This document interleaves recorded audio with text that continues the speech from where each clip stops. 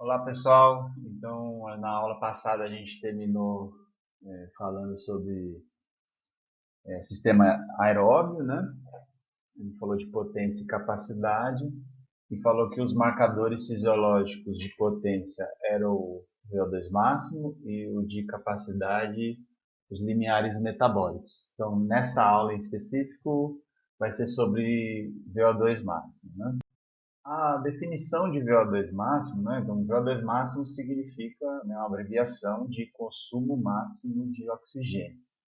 E a melhor definição, acho que é a definição clássica do Ostrom de 1970, né? Vale a pena até quem quiser ler esse livro, Tratado de Fisiologia do Exercício. É um livro clássico que conta um pouco de como que foi a história da fisiologia do exercício, né? Mas a definição de VO2 máximo clássica é essa daqui. É a capacidade do organismo, então não é pode ser qualquer mamífero, né? Qualquer animal pode ser medido pela máximo, no nosso caso humanos, em captar, transportar e utilizar o oxigênio contido na atmosfera. E como se fala em máximo, o complemento é durante o exercício máximo, obviamente, né? Porque a gente pode medir o consumo de oxigênio em repouso. Então, só que isso não está levando o sistema ao máximo. Então, VO2 máximo é medir o consumo de oxigênio durante o exercício máximo. E está relacionado à capacidade do nosso organismo em captar, então envolve o sistema pulmonar, capacidade de captar ar do ambiente e levar até os pulmões.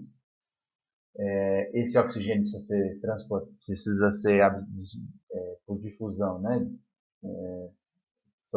Carregar as hemoglobinas, se ligar às hemoglobinas. Aí precisa ser transportado pelo sistema cardiovascular, bombeado pelo sangue, pelo coração, né, através do sangue chegar até o local de utilização. E onde é o local de utilização? É no músculo esquelético. E o músculo esquelético precisa ter todas aquelas enzimas do metabolismo aeróbio bem desenvolvida, bem treinada para poder usar esse oxigênio. Então, o VO2 máximo é uma combinação de três grandes sistemas: sistema ventilatório, sistema cardiocirculatório e o sistema muscular. E o que é um exercício máximo, né? Como é que esse exercício máximo se define? Bom, o modelo mais aceito para fazer teste de VO2 máximo é fazer um exercício modelo incremental. O que é um exercício incremental ou um exercício progressivo, né? É aquele onde você aumenta a intensidade do esforço com pequenos períodos em cada estágio de tempo ali, né?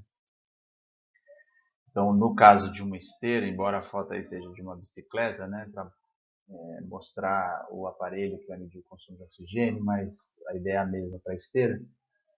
O teste incremental é aquele onde a cada intervalo de tempo você aumenta um pouquinho a velocidade. Então, aqui embaixo está 15 a 30 watts se fosse uma bicicleta, ou meio a 1 km por hora no caso de uma esteira. E esse aumento é feito a cada ou meio minuto ou 1 minuto, né? Pode ser um pouquinho mais, um pouquinho menos, existem diversos protocolos, mas na média os protocolos eles duram ou meio ou 1 minuto, cada estágio. Então o teste incremental eu aumento a intensidade do esforço, no caso da esteira em km por hora, a cada intervalo de tempo.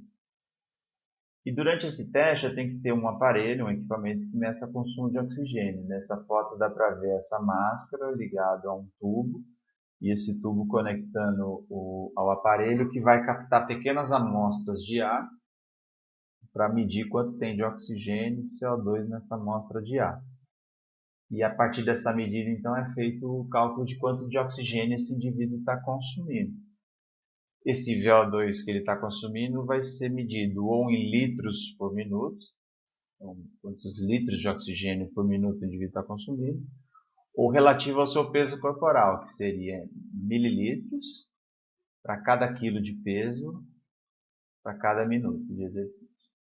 E aí, então, nesse teste incremental, a gente teria uma curva parecida com esse gráfico que está aqui, né? No eixo Y VO2, no eixo X a intensidade, que no caso seria a velocidade de corrida, para casos de corrida, né?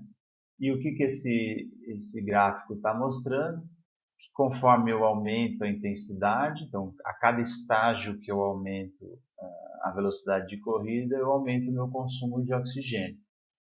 Então o equipamento vai medir o quanto o indivíduo consome de oxigênio. Não necessariamente medir só o máximo dele, vai medir nos estágios inferiores, que são submáximos.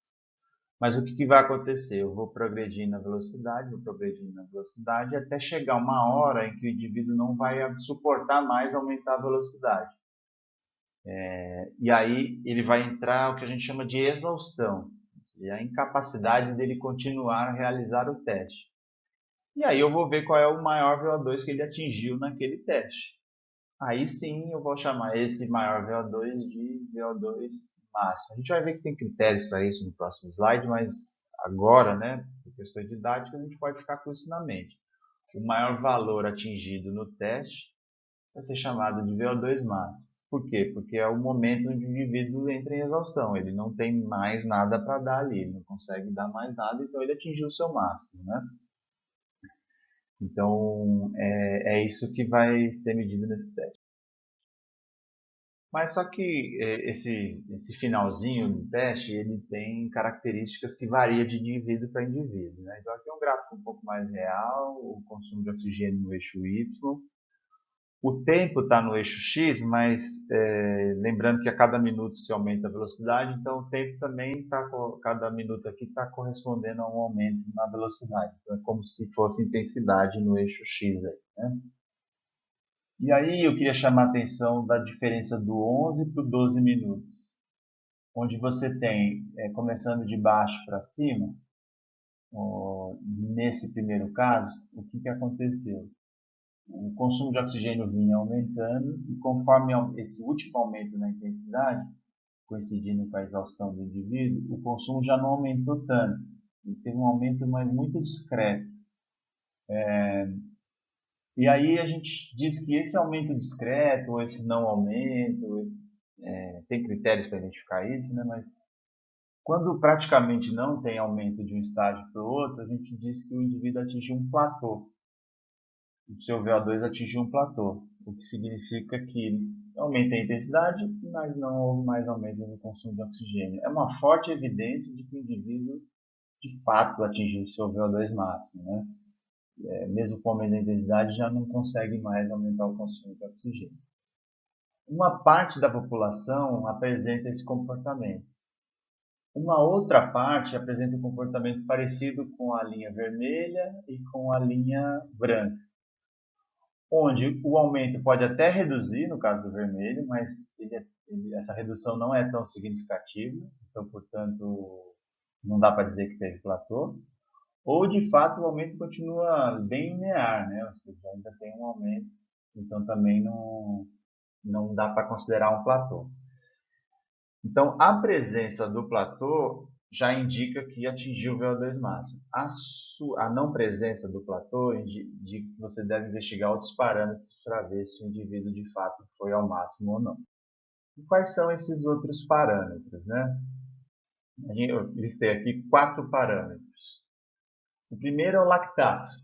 Se você conseguir medir lactato no final do exercício, não exatamente na interrupção, né? Normalmente lactato de pico você precisa medir 1, 3 e 5 minutos após o término do exercício. Por quê? Porque você mede no sangue e existe um atraso, mas o lactato é produzido no músculo. Então, existe um atraso do lactato produzido no músculo chegar até a corrente sanguínea. Então, você faz 1, 3 e 5, porque o pico, o maior valor, vai acontecer nesse intervalo. Normalmente acontece com 3 minutos, mas pode acontecer com 5, com 1, né? Então você faz 3 medidas para poder ter certeza que atingiu o pico. Mas respeitado esse protocolo, você vai ter ali então, quando você tiver valores maiores que 8 milimol de lactato por litro de sangue, você satisfaz um critério de que o teste foi máximo, né?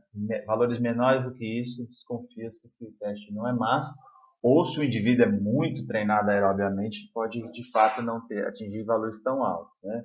Você pegar maratonistas, ciclistas, isso já começa a ficar mais complicado. Um outro parâmetro é a frequência cardíaca. Se a frequência cardíaca máxima atingida no teste for superior à máxima predita pela idade, você assume que o teste foi máximo. Frequência máxima predita para a idade é aquela fórmula clássica, 220 menos a idade. Então, se eu tenho 20 anos, 220 menos 20, 200. Essa é a minha frequência máxima predita. Eu tenho que atingir mais do que 90% para considerar desse valor para considerar que o teste foi máximo.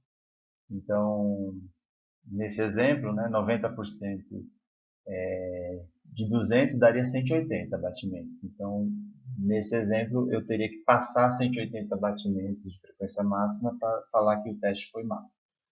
Eu vou pular o RR por enquanto, por questões didáticas, e aí vem para a percepção subjetiva de esforço, que ela também, aquela escala de 6 a 10 do Borg, ela dá um indicativo de como que o indivíduo está percebendo o esforço. Então, o score máximo da escala é 20. Então, eu preciso atingir pelo menos 18 para poder chamar esse teste de máximo, ou seja, está bem perto. O indivíduo precisa perceber o esforço bem perto do máximo para poder chamar de máximo. O RR é uma abreviação da razão de trocas respiratórias, né?